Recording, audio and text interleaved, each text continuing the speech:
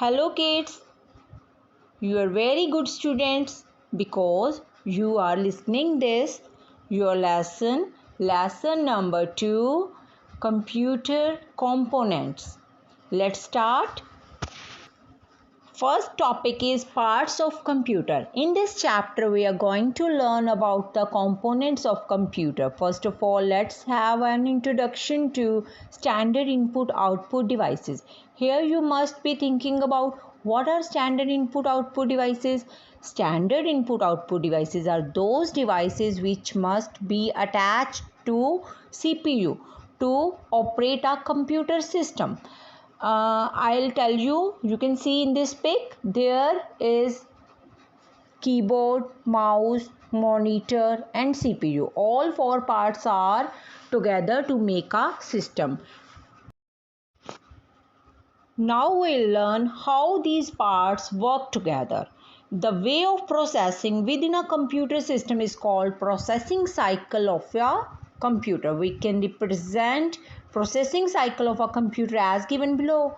You will give input to computer and the computer will process and give us output.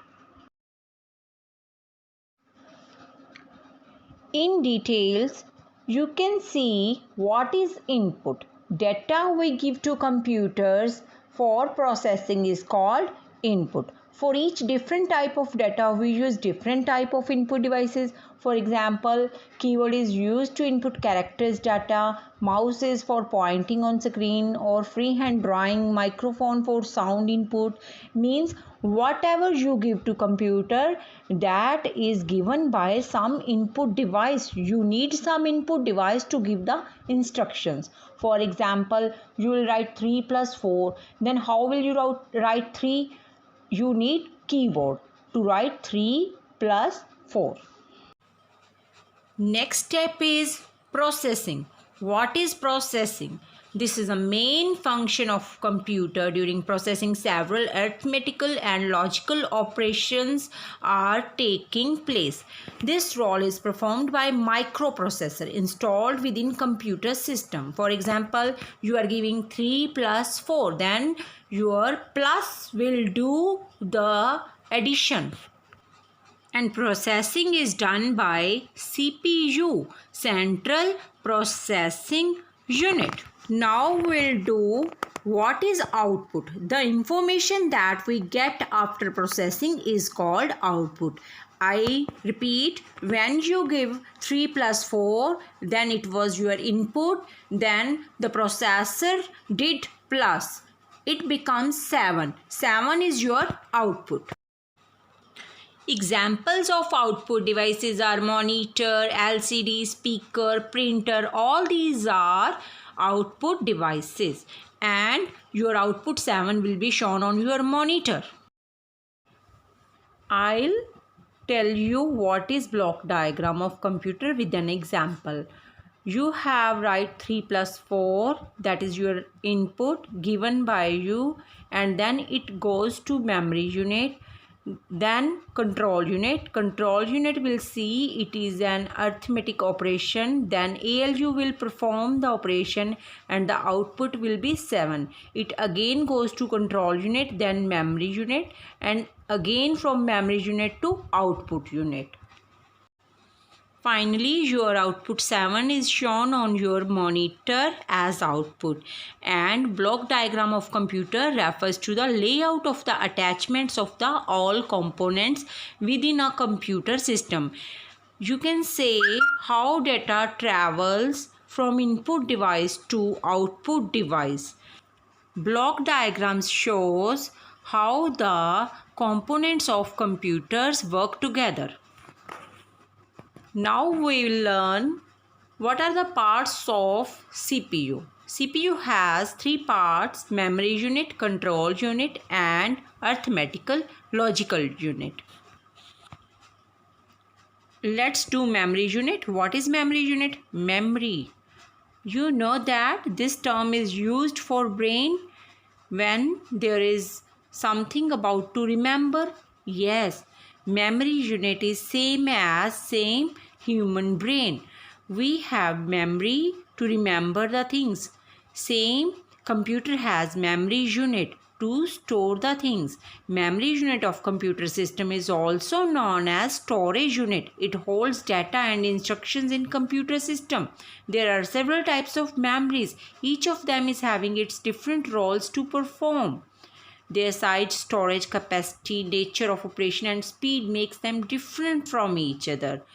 We'll do one by one. Let us start with the primary memory. Primary memory is also known as main memory of computer system. It is directly accessible memory by microprocessor, which is control unit of CPU. All the instructions and data must be present in primary memory before processing.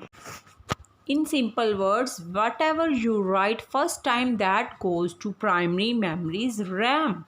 Now what is RAM?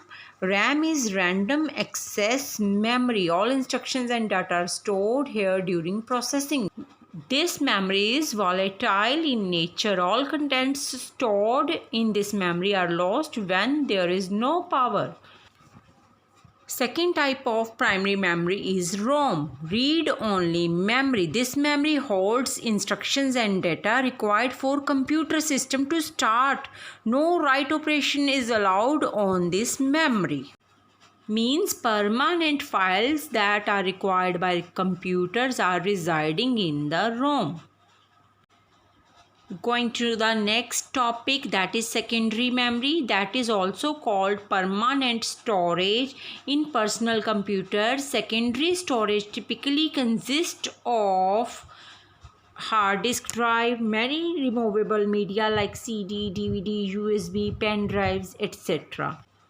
We can save lots of data on these drives and we can save it for the long time, and it is portable.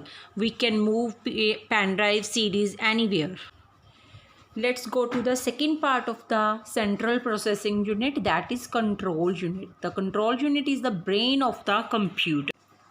It accepts all the instructions from input unit and generates series of control signals according to the input instructions given. These control signals then operate the other parts of the computer. This is the main function of control unit. Arithmetic logical unit. It is also core component of CPU. All the mathematical functions, logical operations are done by this part, ALU. Now let us learn about the categories of computers. We can categorize computer according to their speed, memory, processing capabilities, etc. Computer or personal computer. All of you have seen these computers in your computer lab. Microcomputer or personal computer is most common type of computer. These computers are affordably used in small business, small offices, schools or workplaces. These type of computers are having common storage capacity and the processing speed. The cost is very less and we can do work very easily and comfortably on these computers. Next we'll do mini computers. This type of computer has greater features and processing capabilities than a microcomputer. These computers are used in field where multiple users are required to work together. Storage capacity, sharing of resources and processing speed of this computer is higher than microcomputers. The third category is mainframe computers. These computers are capable of handling and processing very large amount of data quickly. These computers are capable of performing operations on large amount of data with high processing speeds. Mainframe computers are used in large institutions such as government offices, banks, and large corporations.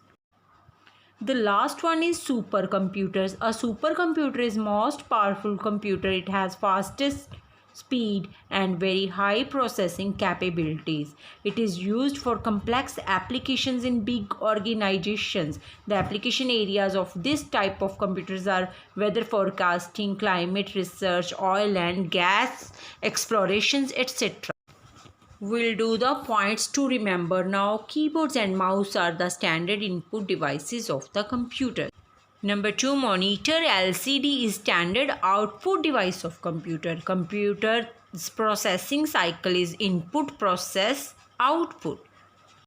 Fourth one is memory unit, control unit and ALU are the components of the CPU. Computer accepts data and instructions through the input unit. Computers give the results through the output unit. 7 number, computer process the given instructions through the CPU and produce the results. Once again, I am telling you, we give input to the computer and it processes the input and give us the output. Next points are CPU can be divided into 3 separate units, that is memory unit, control unit and arithmetical logical units. The control unit is the brain of the computer which performs the processing of instructions.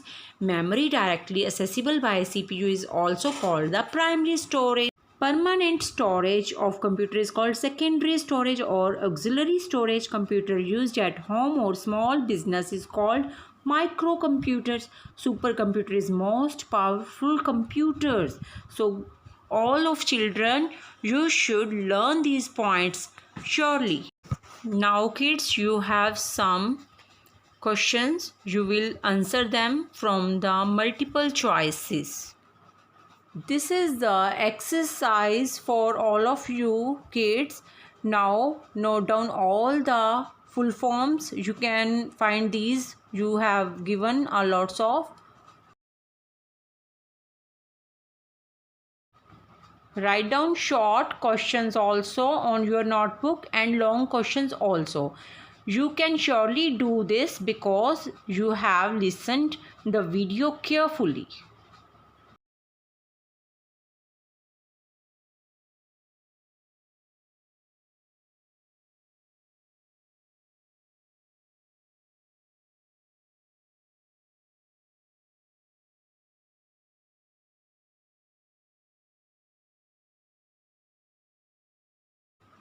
J video पसंद आया तो share ज़रूर करो।